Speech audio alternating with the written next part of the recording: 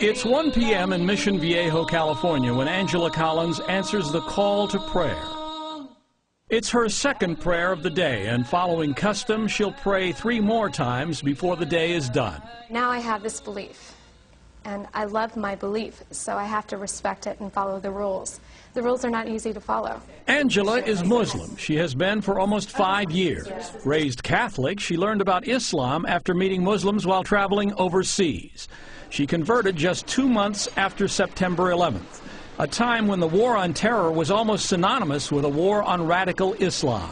I saw a very dark persona of Muslims in general to Americans, and I realized it was so far removed from my actual experience abroad that people had to know this is not who they are. This is not how they are. There are an estimated 1.3 billion Muslims worldwide, and most are not Arabs.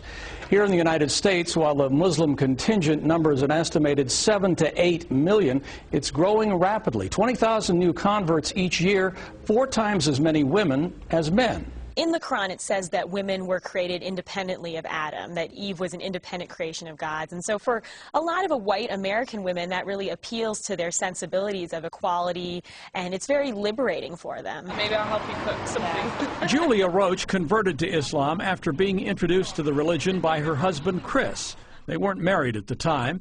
He is also an American. When I found out he was Muslim, I told him, I believe, right away, I will never become a Muslim. I will never cover my head. I will never be this person. So don't ever ask me to be that person. And he never did. But she did have lively discussions with him about religion. She was raised a Christian and said she converted after she was able to see past the stereotypes and learned about the values of Islam. The concept of freedom and liberty of each individual person and the rights of each person, and that's all wrapped up in the theological teachings of Islam as well. Yes, I'm an American. I'm very outspoken.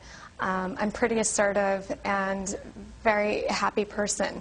And it's not the typical stereotype that people see with a Muslim woman. We're going to read green eggs and lamb. 5 years after converting to Islam, Angela Collins is now the director of an Islamic school. It took her a while to get used to wearing the hijab, but now instead of being a fashion emergency, it's become a fashion accessory. Yeah, people looked and they were curious, but they never, a lot of the times they didn't realize I was a Muslim wearing hijab. They thought, oh, she must be some French designer coming up with a new fashion. It's not a new fashion, but maybe a new face on the world's second largest religion. George Lewis, NBC News, Los Angeles.